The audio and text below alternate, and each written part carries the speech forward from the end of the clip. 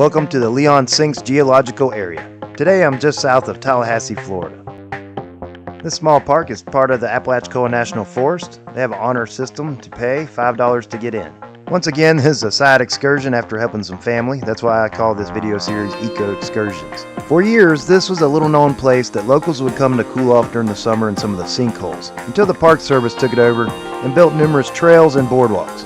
The main trails make a huge loop. I'm going to go towards the right and check out Big Dismal. So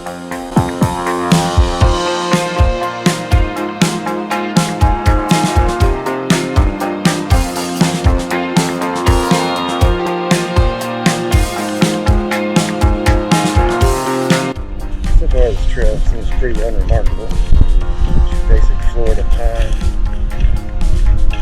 But pretty soon we're coming up to a sink.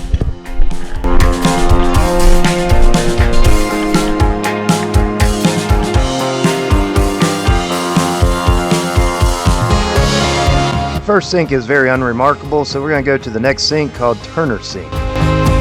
So this geological area sits on top of ancient limestone, which was once a seabed.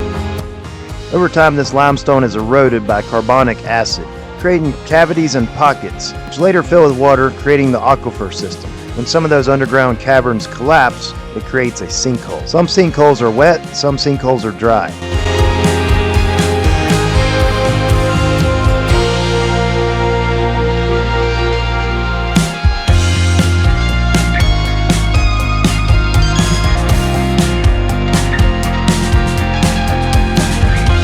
Palmetto Sink is what we call a dry sink.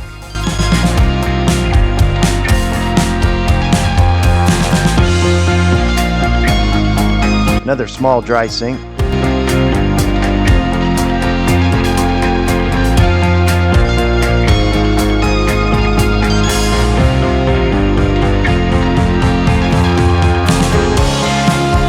It's always good to be observant of tracks on the ground.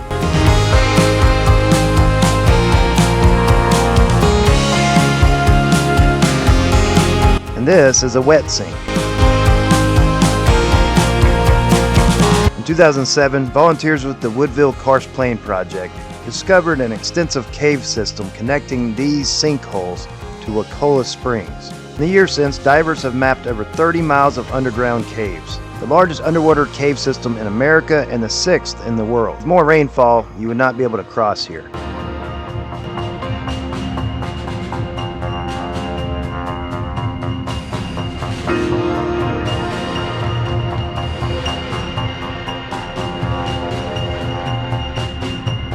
This beautiful sinkhole is known as Hammock Sink.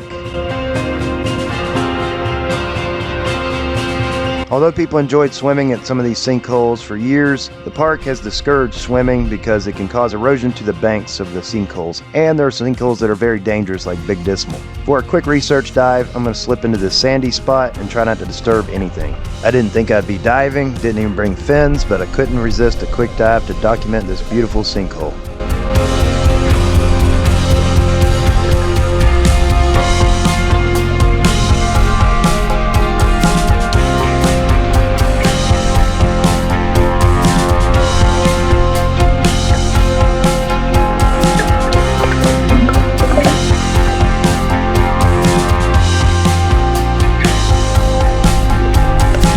Many of these sinkholes connect to the extensive cave system, probably including this one.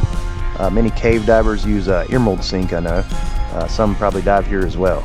It'd be nice if I had brought fins. It would have made this dive a little easier.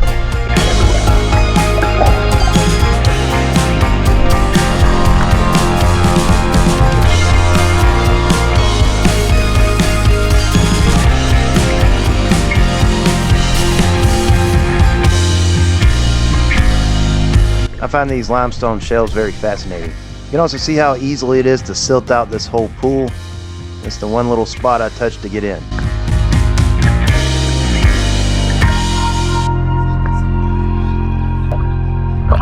I had to go back and grab the 360 camera. We're going to have that footage available later, so make sure you subscribe and keep up with our updates.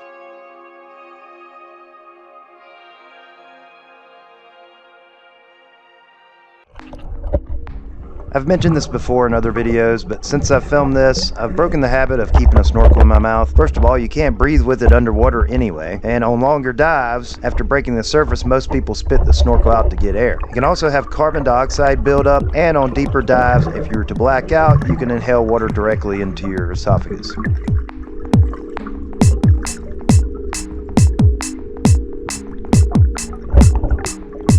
While on the subject of safety, I should mention that I should have a dive buddy, but what can you do when you're on a trip and you want to check out a spot? So in this case, I try to stay within my limits. I've been a waterman for over 20 years. I've swam and filmed in big waves. I've been trained by the U.S. military in water survival, so I try to take it easy.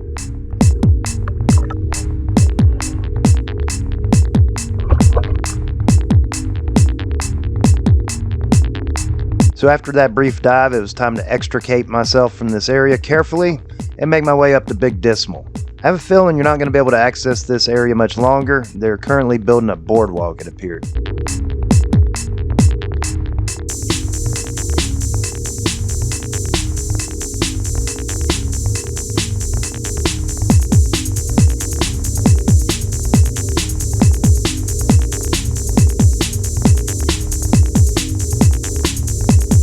It appears they have some boardwalk construction equipment there.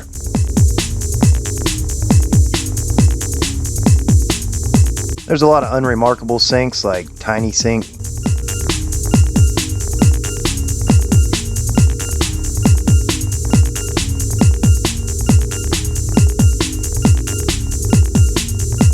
Approaching Big Dismal, the elevation really begins to climb. Bear-proof trash cans. That's always a good sign when you're by yourself in the woods.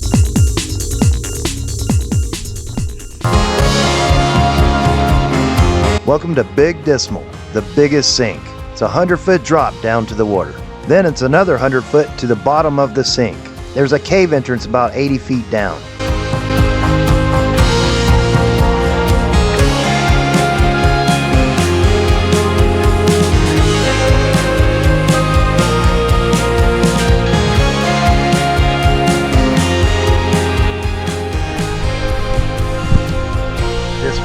Fall in, you're not getting out of it.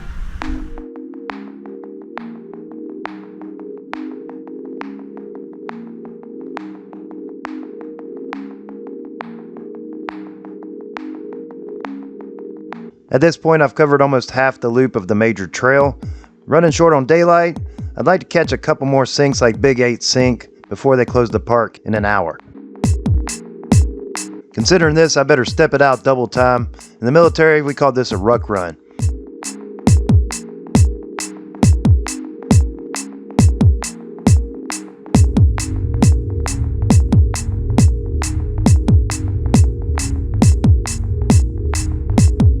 A lot of hustle and I finally make it a Big 8, and it's not very impressive.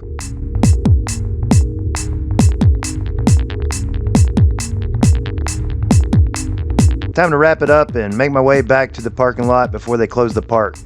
I'm down to about probably 30 minutes at this point. With over a mile to go, it was still double time to get back. Plus, I was hoping to have a few minutes to check out Gopher Hole before I left. One last look at Big Dismal. Definitely one of the coolest sinkholes here, obviously.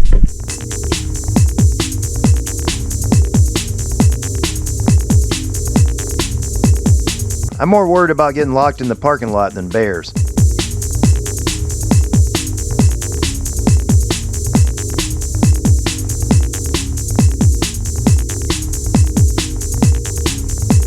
I'm going to use that elevation to my advantage on the way back down.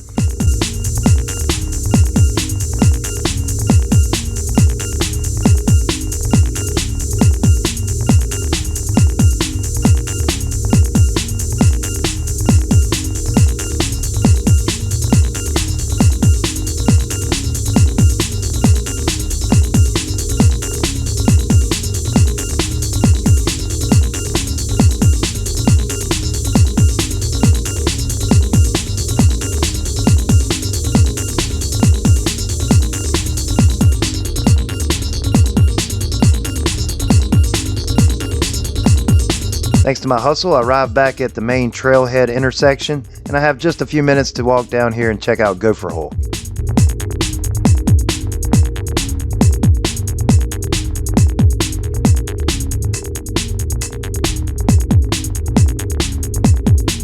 Now this is a very fascinating sink.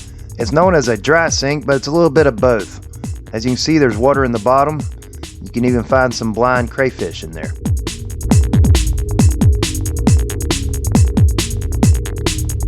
Very cool spot.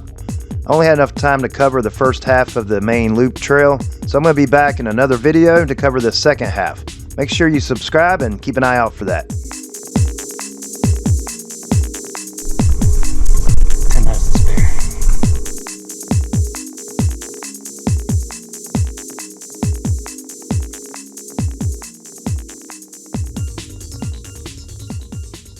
Make sure to like and subscribe, and check out part 2 of Leon Sinks.